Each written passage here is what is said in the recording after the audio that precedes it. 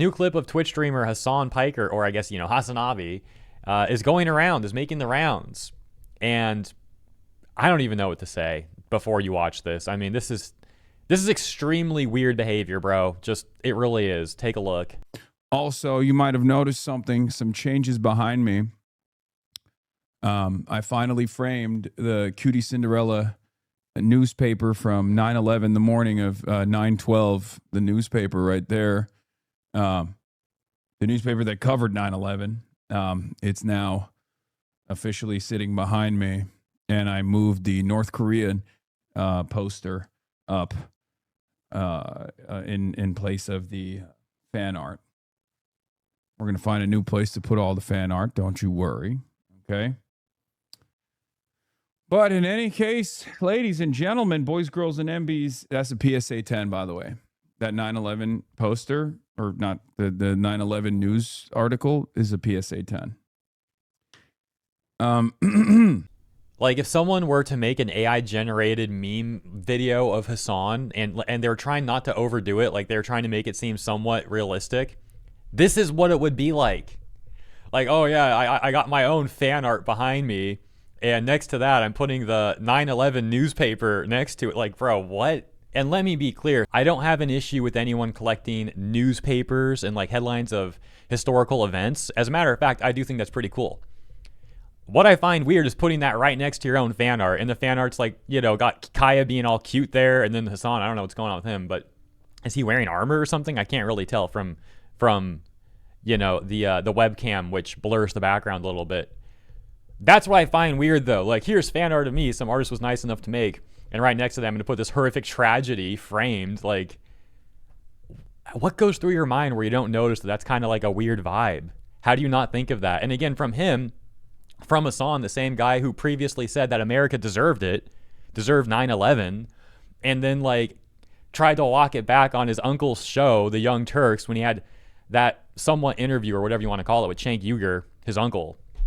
And now, years later, let's just frame the newspaper of it happening right behind me as a set piece.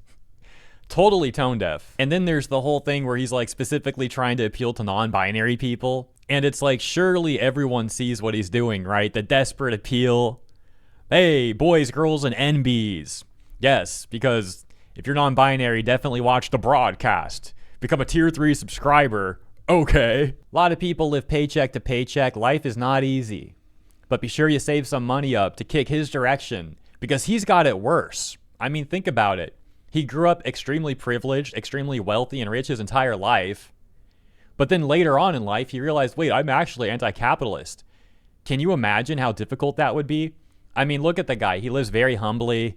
He doesn't flex his wealth ever. He doesn't flaunt his wealth. He doesn't act like he's better than anyone else. This is a very down-to-earth guy.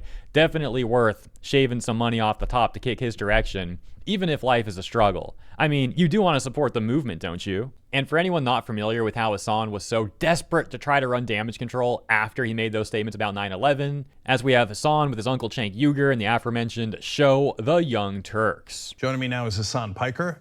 He is part of the TYT network. He does breakdown and now a new show, Agitprop. Listen, you're on because you said some things that a lot of people, including myself, find very offensive. You did not say it on the Young Turks network. You said it on your own Twitch channel. So you said America deserved 9/11. Did you mean that? No, obviously not, especially considering the fact that while that is a very viral quote that is going around currently, if those people were at least even remotely charitable or cared about the actual truth of what I was talking about, they would understand that within context, I was simply referencing the fact that all of the foreign policy decisions and our arming of insurgent groups in the region and our efforts in destabilizing the Middle East have a direct consequence, a boomerang effect rather, if you will, in causing 9/11. Of course, every part of what I advocate for is against violence.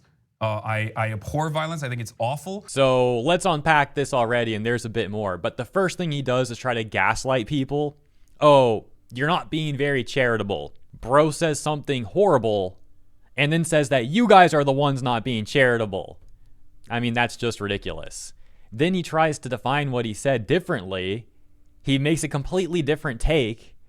in this clip and tries to say that's what he said in the Twitch clip, just phrased differently. And it's like, no, these are actually two completely different points. And then, of course, there's also the absurdity of how years ago Hasan was trying to say in this clip that he abhors violence. He would never advocate for violence. But in the following years since this clip, he's contradicted this over and over and over again. There are so many clips of this guy doing just that, advocating for violence. I understand that. But you understand now, and not just now, but you understood fairly soon after you said it, that saying Americans deserve 9/11 is a completely different statement and one that's wrong. No, I didn't say Americans deserve 9/11. I said America deserves 9/11. Right, but that's and still in that wrong. Moment, well, maybe you can chalk it up to English being my second language or whatever you want to chalk it up to. What is this guy running like a master class in deflection? I mean, bro, come on. Suddenly, oh yeah, my English just isn't very good. Maybe that's what's happening. It's just, English is not my native language. Like, oh my gosh, dude. Oh my gosh. It's not like this is a guy who's recently learned English and he's struggling with it. I'm stating the obvious now, but nevertheless, this is someone who has not really had a problem with speaking English this entire time, but suddenly he gets backlash for this and, oh, let me pull that card. That might save me. And then he literally pulled what Iran says, right? Like the whole we're not saying death to Americans, we're saying to America. Okay, who lives in America? What people make up America? It's like, dude, you're gonna say this stuff, then when you get backlash for it, you cowered away. Like, oh, we didn't actually say the people, we just want to destroy everything about what they live in and where they live, and they'll be okay somehow. As if they actually care about that. And so those are his main arguments, his main damage control in response to getting criticism for that statement that he made.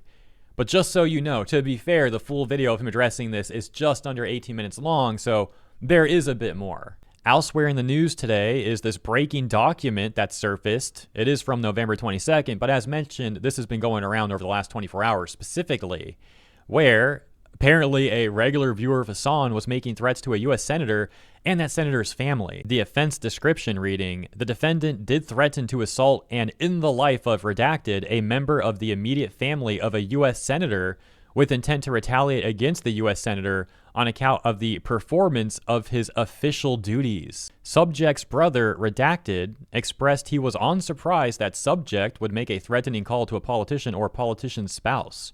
Redacted opined subject had anger management issues in addition to other mental health concerns. Subject spent most days isolated in his room playing virtual reality games. Subject regularly listened to the social media influencer Hasan Piker, who Redacted considered to have a far-left political ideology. Redacted confirmed this number was Subject's telephone number, and he was the sole user of that phone. I'm sure everyone's going to be really shocked to hear about that news. That's where I'll leave this one. That is the latest. Thank you for tuning in. Have a great rest of your week, and I'll see you in the next one.